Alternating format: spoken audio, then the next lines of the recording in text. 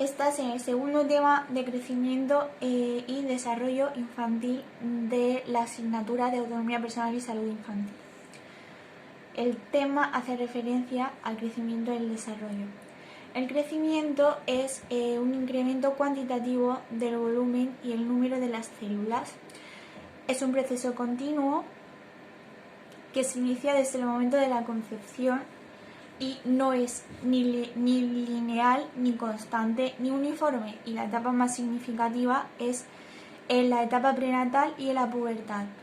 No se interrumpe hasta alcanzar la talla máxima y los niveles de crecimiento varían en cada persona de una etapa a otra de la vida y también en función de la estructura anatómica.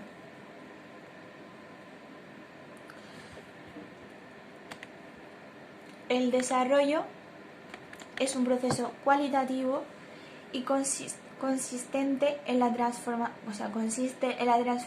y perfeccionamiento de las capacidades funcionales del organismo. Mientras que el crecimiento era cuantitativo, era físico, palpable, el desarrollo ya es interno y externo, pero es biológico, y el otro es físico. Las características del desarrollo es que tiene una secuencia definida, que lo podemos prever o es previsible de cómo va a suceder, que es desde la etapa de infantil hasta la muerte. Existe un orden y una progresión, aunque hay un orden fijo y preciso, no progresa al mismo ritmo en todas las personas.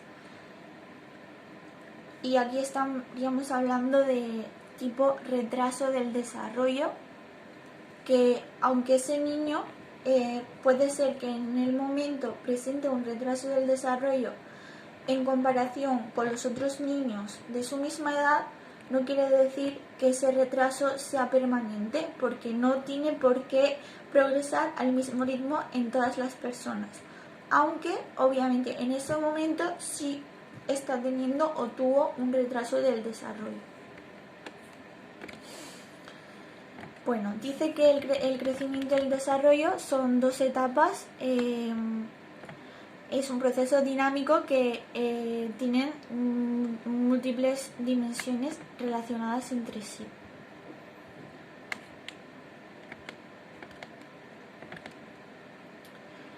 Después pasaríamos a los factores influyentes en el crecimiento, que son factores endógenos y factores exógenos. Son esos dos factores.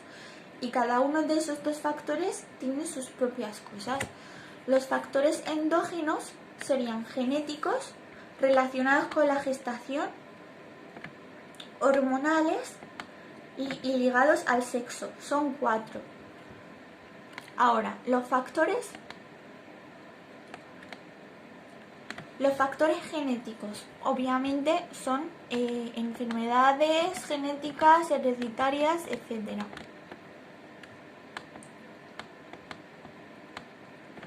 Luego, relacionados con las circunstancias de gestación, depende de la edad de la madre. Obviamente, si tiene menos edad para que su sistema reproductivo no esté maduro, o tiene más edad para tener un embarazo de riesgo, pues va a poder tener unos problemas u otros. Aquí pone que la mejor época de reproducción es de 25 a 35 años. Y debajo y por encima los riesgos se incrementan. Las gestaciones múltiples tienen mayor riesgo.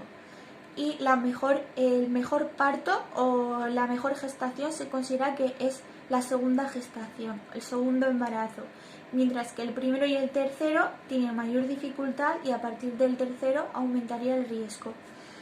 Y influye también la existencia de enfermedades de transmisión sexual y el consumo de drogas, alcohol y tabaco.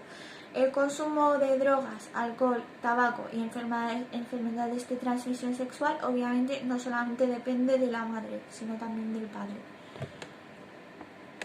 Igual que los factores genéticos, no solamente de la madre, sino puede ser del padre o de sus antepasados genéticamente. O sea, no influye de forma literalmente directa. No sé si me he explicado bien. Bueno, total, los factores hormonales. Dice, las hormonas son sustancias producidas por las glándulas que se encargan de cumplir funciones específicas respecto a las funciones celulares de todo el cuerpo y del crecimiento.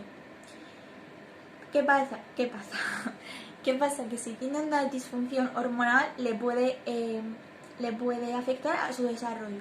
Por ejemplo, estaríamos hablando del desarrollo reproductivo en la mujer, que como enfermedades hormonales tipo ovarios poliquísticos, aunque no estoy segura de si sería una enfermedad hormonal como tal, pero sí que puede influir, hormonalmente me refiero, pues ya te ocasionará ciertos problemas para quedarte embarazada. Ese sería un ejemplo de factores hormonales. Aquí dice, las hormonas tienen factores reguladores acelerando o retrasando los procesos de diferenciación, división y crecimiento celular. Las sustancias más relacionadas con estos procesos son, bueno, aquí no, en verdad no tiene nada que ver con lo que he dicho, la hormona tiroidea, la paratiroides, la insulina pancreática y las segregadas por las glándulas sexuales. Puedo decir que la hormona tiroidea es la de no, me he equivocado. Eso era de la glándula pituitaria, lo que influye en el crecimiento. Bueno, ni idea, pero luego lo buscamos en Google. Total, pues nos saltamos esta parte. Luego tenemos factores ligados al sexo. ¿Qué dice? Bueno, aquí habla del sexo, pero se refiere al género, porque este libro es bastante antiguo. Factores ligados al género. Habla que los hombres tienen un crecimiento más rápido, pero yo creo que se refiere al crecimiento de altura y todo eso. Porque dice, las mujeres lo sobrepasan solo durante el corto periodo en el que se inicia la pubertad. O sea, literalmente habla de cuando tienen de 11 a 13 años, las chicas pegan antes el estirón y después lo pegan los chicos. Por eso muchas veces, con 11 años, tú eres más alto que un chico, pero luego con 15 años, el chico es muchísimo más alto que tú. Y dice, la maduración es más rápida en las mujeres, independientemente de la edad que tengan. Es decir, las chicas desarrollamos el pecho y los órganos sexuales, la menstruación, y lo que queda después como para perfeccionarse totalmente es un mínimo. Mientras que los hombres tardan muchísimo más, por ejemplo, en regular la voz y el resto de las cosas, que la verdad es que no sé qué cosas serían. Pero más o menos nos hacemos una idea, que tampoco va a salir muy especificado en el examen ni nada de esto, porque esto es como súper fácil, son cosas generales, como básicas, superficiales. Factores relacionados con la alimentación. Dice que influye directamente en el crecimiento. Las necesidades de calorías son relativamente cuantiosas durante la lactancia y la niñez. Si reflexionas sobre esto te darás cuenta de que en estos momentos es cuando se produce un aumento muy rápido tanto del peso como de la estatura. La alimentación equilibrada con un aporte rico en sales minerales, vitaminas y agua es importante para el crecimiento. Las carencias precoces en la alimentación producen déficits importantes en la talla y en el peso. Reducen el perímetro craneal y retardan la maduración ósea. Si esto ocurre en periodos críticos del crecimiento y durante un tiempo prolongado, estas alteraciones se convertirán en procesos irreversibles. Obviamente no está hablando de cebar a los niños ni cebarse como adultos. Está hablando de la alimentación, no de la cantidad que comes. Factores socioeconómicos. Nutrición. Numerosos estudios demuestran que el nivel socioeconómico tiene un efecto importante sobre el crecimiento. Y aquí abajo dice que el nivel de la vida en general, la calidad de la vivienda, el nivel de educación y cultura y el tipo de trabajo, la renta, etc. son algunos de los factores estructurales básicos más influyentes en el desarrollo de los países, de las familias y de los niños. Aquí está hablando sobre... es un poco relativo, ¿no? No es tal cual aplicable. Pero generalmente se entiende, aunque no es verdad, porque, bueno, empezaré diciendo de las familias más pudientes, que a lo mejor esos niños comen alimentos muchísimo más sobreprocesados y procesados que otras familias más pobres que tienen alimentos más naturales, de alimentos básicos. Joder, es que tengo las gafas sucias y no veo. Y así tampoco veo. Bueno, pues si tienen mucho dinero o una calidad media, ¿no? Económica, un nivel medio económico, a lo mejor estos niños comen mucha más comida procesada que otras familias con menos dinero y ya directamente comen alimentos básicos que muchas veces son mejores que los... Bueno, siempre son mejores que los alimentos ultraprocesados. Pero se quiere decir que también cuando las familias no tienen una economía estable, la media, son es como que tienen menos educación y menos conciencia al respecto de la alimentación. Y ellos lo consideran como que es algo básico para que tú vayas tirando, un ejemplo, y no desde el punto de vista nutricional. Quiero decir que si tú comes una rebanada de pan, está bien porque el pan es necesario y tiene muchos nutrientes. Pero a lo mejor es mejor que te comas un poco de pan, un poco de zanahoria y un poco de lechuga, un ejemplo. Entonces, al no tener conocimientos nutricionales, estas familias más pobres tienen una alimentación más deficiente. Pongamos ejemplo, todos los días le haces un bocadillo de chope al niño.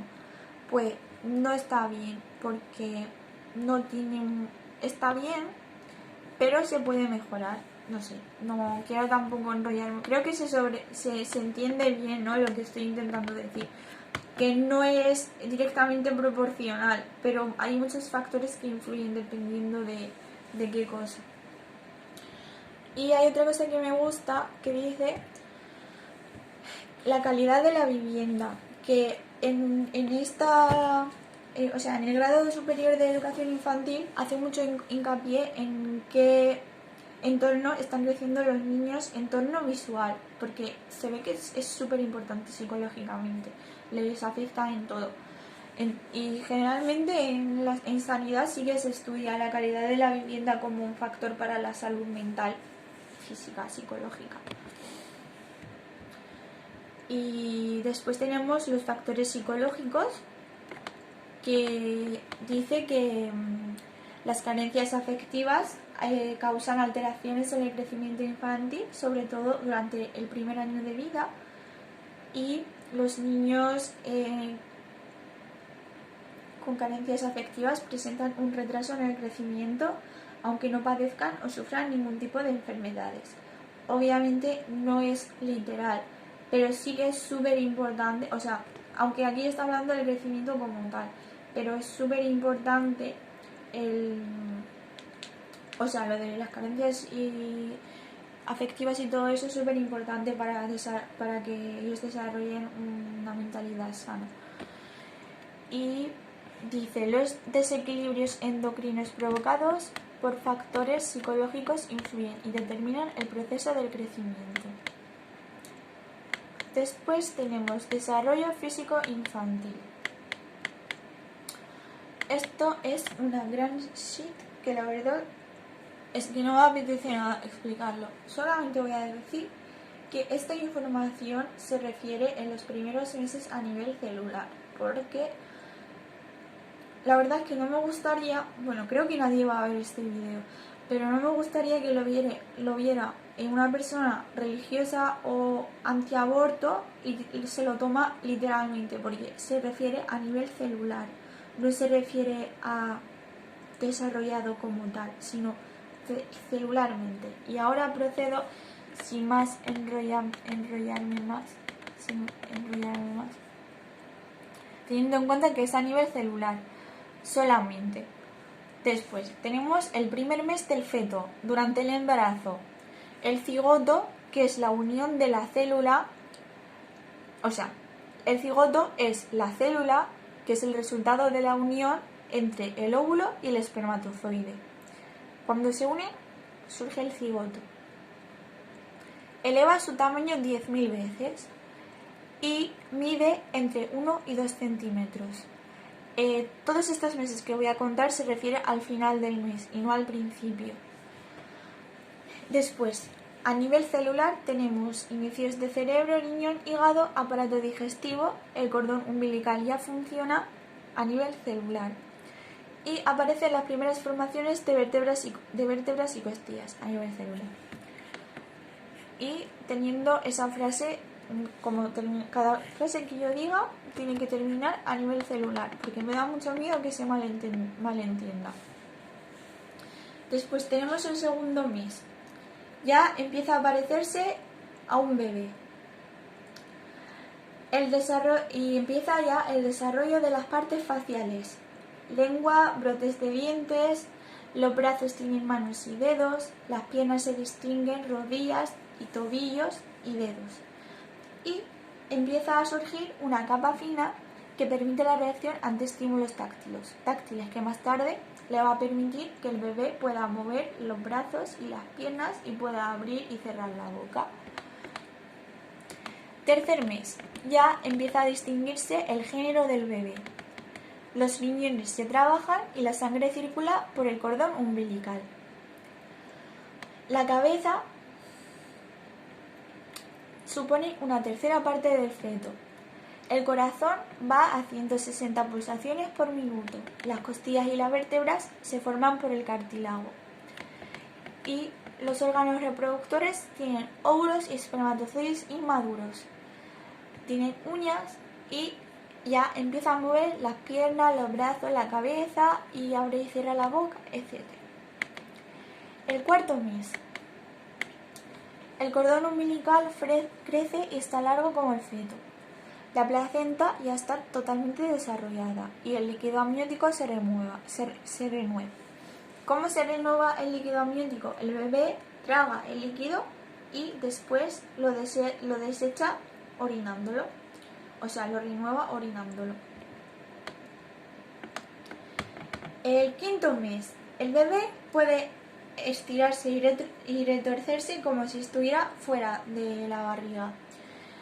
Carece de grasa, pero empieza a cubrirse de vermis gaseoso, que explica después lo que es, y de lanugo, que es la capa de vello que tienen los bebés al nacer, que luego se les cae. El sistema respiratorio no funciona afuera y el feto ya tiene establecidas pautas de sueño y de vigilia. Sexto mes. Empieza a acumular grasa bajo la piel. Los ojos están completos y pueden abrirse, cerrarse y mirar en todas las direcciones. Ya llora y aprieta los puños. Y puede percibir cualquier contacto. Séptimo mes. El pulmón se prepara para intercambiar entre aire y sangre. Los riñones, el hígado y el cerebro siguen madurando y el feto ya se mueve con dificultad porque ha crecido de tamaño. Ya está preparado para sobrevivir con asistencia fuera. Y cuando la madre descansa, se mueve. Y cuando la madre se mueve, descansa. El octavo mes. Empieza a recibir anticuerpos de la madre para que su sistema inmune se haga fuerte cuando nazca. Y en el caso de los varones, los testículos empiezan a descender hasta las bolsas escrotales, porque los testículos los tienen aquí arriba y muchas veces cuando no descienden generalmente suele quedarse uno atascado. Bueno, generalmente. Obviamente lo normal es que desciendan, pero hay una enfermedad que no me acuerdo cuál es, pero es como bastante típica, que no es que no bajen los dos, es que baja uno y el otro se queda. Y muchas veces se puede solucionar con cirugía. El noveno mes. El bebé ha estado dentro 266 días, aunque la edad gestacional se considera 280 días. Una semana antes de nacer, el bebé deja de crecer. Las adiposidades continúan formándose. Antes hemos dicho que el bebé carecía de grasa, luego dijimos que el bebé empezaba a tener grasa, pero no era una grasa uniforme, sino pequeñas acumulaciones de grasa por aquí y por allá, como grasa arrugada. Y aquí se sigue formando, aún no lo tiene. Los sistemas orgánicos perfeccionan su funcionamiento. El ritmo cardíaco se incrementa, produce más desechos, las uñas y el pelo continúan creciendo, aunque dijimos que en el segundo o el tercer mes, no me acuerdo, ya empezaba a tener uñas. Realmente, como dije, era a nivel celular, no era uñas como tal, porque incluso cuando nace el bebé es muy difícil distinguir la uña de la piel. Entonces aquí pues como que se va pareciendo más a una uña como tal, pero aún así en las primeras semanas es difícil distinguir la uña de la piel del bebé. Pues aquí continúan creciendo. Y detrás de los dientes de leche se forman huecos para los dientes definitivos. Características del crecimiento infantil. Estas características son súper importantes. El peso, la talla y creo que ya está. Sí, el peso y la talla. Ya, era todo. A ver. Empezamos por el peso.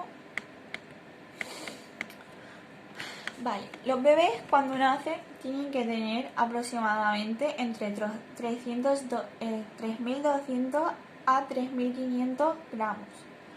Generalmente suele ser 3.200 niñas y 3.500 niños. En los 3 primeros 4 días existe una pérdida de peso del 10%, que se debe a la expulsión del meconio y un cierto reajuste del metabolismo que sucede después del nacimiento. A medida que pasa el tiempo, el bebé va a ir incrementando su peso en base a la siguiente pauta aproximada. El primer trimestre 300 gramos, segundo trimestre 200 gramos al día, el primer también 30 gramos al día, luego 20 gramos al día, perdón, he dicho 200. El tercer trimestre 15 gramos al día y el cuarto trimestre 10 gramos al día. O sea que va a ser como mucho más grande el crecimiento al principio, que luego irá aumentando ya a menos cantidad, visualmente también menos. Primer trimestre 30, segundo 20, tercero 15 y cuarto 10.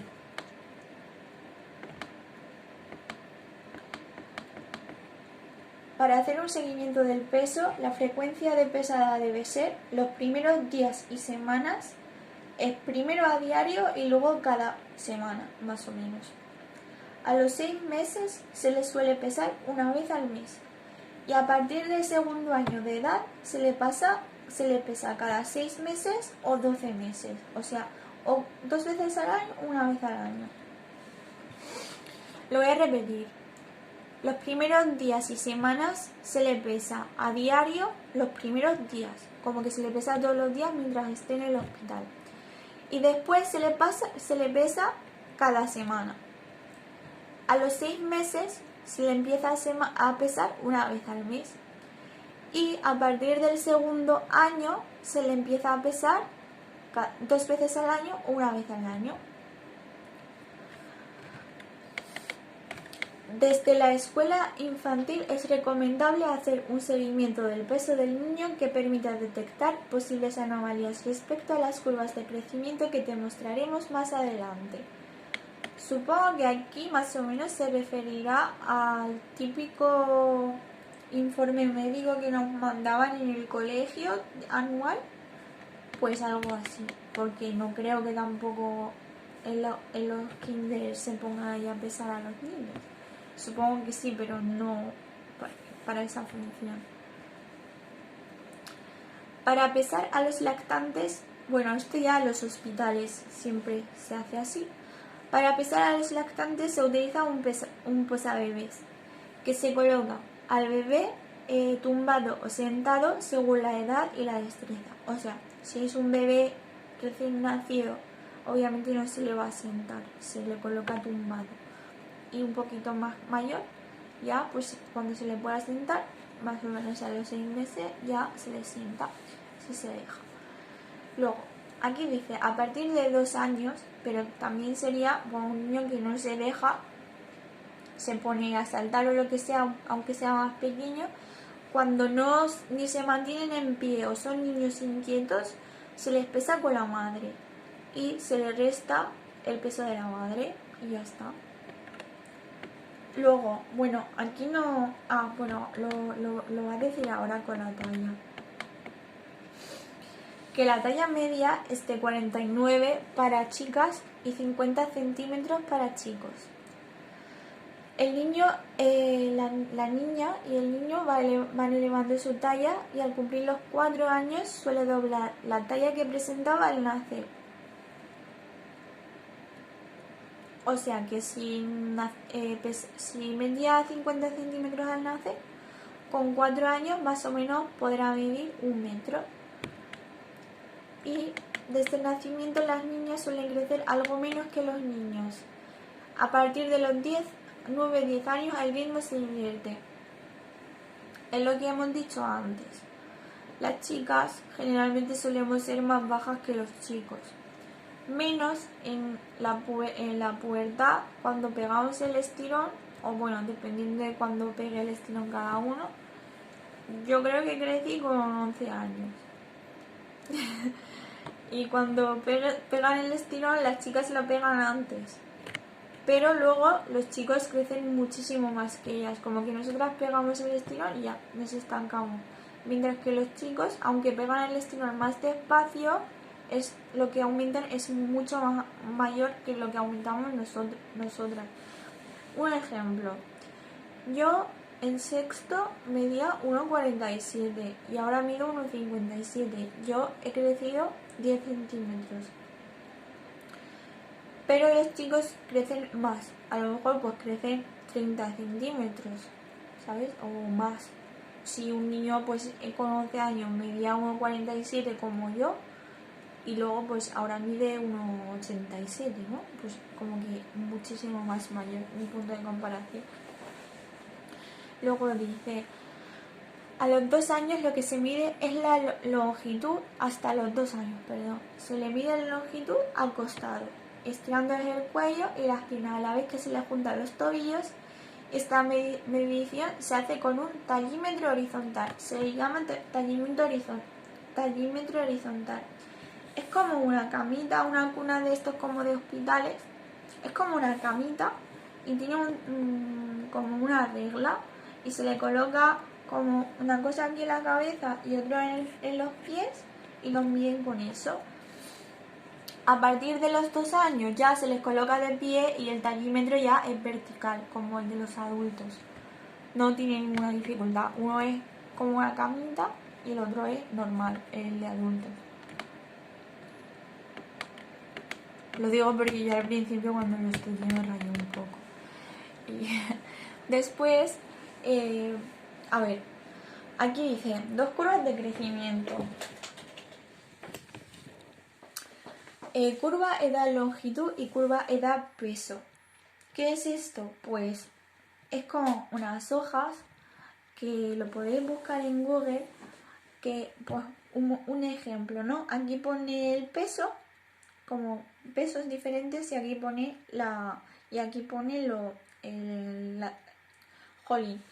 pone la altura. Es como lo que utilizan más o menos para determinar la talla que debes de tener de pantalón, por ejemplo, en plan, o de talla de ropa, que suelen poner 150 centímetros de alto y pesas, pues yo qué sé, 60 kilos, eres una ML, más o menos, como una curvita aquí, como una relación, ¿no? De más o menos lo que vas a ser de talla. O lo ponen también para comprar ropa online, ponen también lo de las medidas y todo eso, y a partir de ahí determinan la talla que eres. un ejemplo. Y claro, pero eso sirve sobre todo para los pantalones, por ejemplo, o para las sudaderas, he visto hace poco, que dependiendo de lo que midas, aunque peses más, si compras una sudadera, o sea, te va a ser muy larga. Entonces, aunque si eres muy pequeñita, aunque peses más, igualmente utilizas una S, puede ser. Total. Pues aquí dice que se utilizan para valorar si el peso y la talla de un niño se encuentra entre los parámetros de la normalidad. Y los criterios de normalidad se miden por, primero, se miden por percentiles, se llaman así como lo miden, por percentiles. Y los percentiles normales son entre 3 y 97. Y también tiene que corresponder a su edad, obviamente, a su grupo de edad. O sea, tienen esta curva longitud y peso, de talla y peso, ¿de qué era? Sí, de edad, longitud y curva de edad, peso. Claro, uno es de edad, longitud, que mide lo que tienes que medir según tu edad, y otro lo que tienes que pesar según tu edad. Y también hay otro que es de longitud, peso y edad. O sea, como que el mismo para las dos cosas. No, me estoy rayando. Pues que otro que determine, pues si tú tienes 3 años, bueno, si el niño tiene 3 años, lo que tiene que medir y lo que tiene que pesar. Bueno, lo estoy complicando y no es para tanto. Total, los percentiles normales eran entre 3 y 97. El 50 es el valor central y coincide con la mediana de distribución. El 25 y el 75 son el 50% de los niños de la misma edad. Por debajo, o sea, entre el 25 y el 75 está la mitad de los niños. Y por debajo del percentil 25 y por encima del percentil 75 hay un 25% de los niños. Pero que todos esos valores aún así son normales. Luego, a partir de debajo del 3 y por encima del 97, pues habrá otro porcentaje como que es menos. Que obviamente es una anomalía. Una anomalía, pero no quiere decir que tenga ningún tipo de enfermedad, o sí, después, o condición, lo que sea. Test de Apgar. Bueno, ahora vamos a empezar a estudiar cómo